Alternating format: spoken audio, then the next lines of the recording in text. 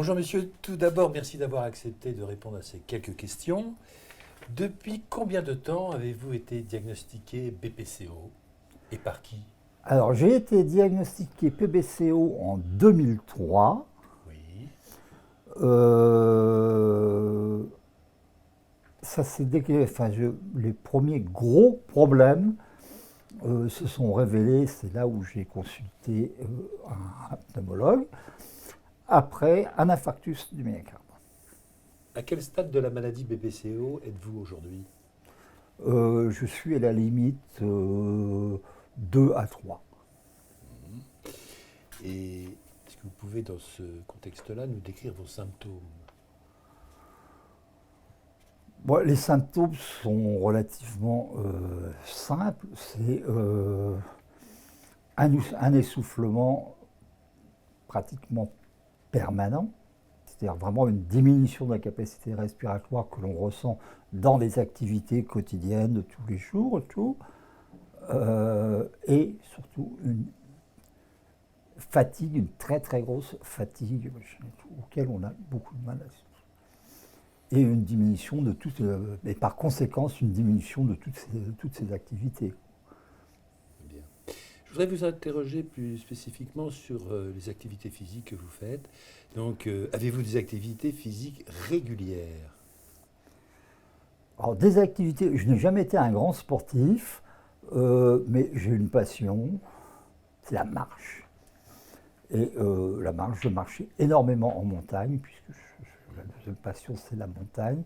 Et c'est certainement ce qui me prive le plus aujourd'hui dans cette pathologie, c'est de ne plus pouvoir effectivement avoir cette activité, puisque je peux quand même marcher en haute montagne. Par contre, je continue à faire de la randonnée, mais bien sûr à un niveau nettement moindre.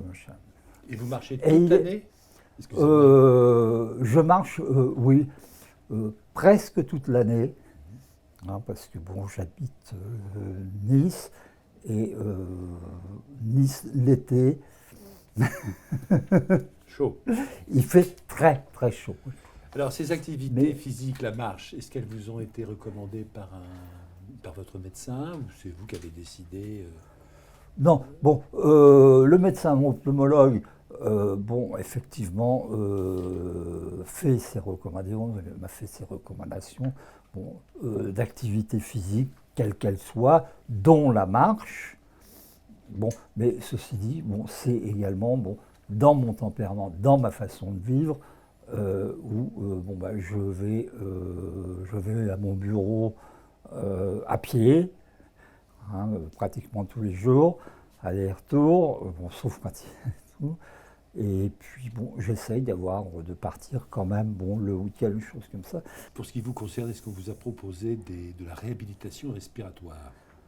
On m'a proposé de la respiration respiratoire, effectivement, en 2003, que j'ai fait, que j'ai continué pendant un certain temps, parce qu'il faut surtout insister sur le fait que la respiration respiratoire, c'est certainement ce que l'on fait de mieux, mais qu'il ne faut surtout pas s'arrêter. Mais alors justement, vous me parliez de marche tout à l'heure. Est-ce que vous estimez, vous, qu'en faisant ces marches dont vous parliez, qui ne sont pas forcément de la randonnée en haute montagne, ça vous apporte véritablement un plus en termes de qualité de vie tous les jours? Ah, tout à fait. Oui. Non, mais tout à fait. Bon,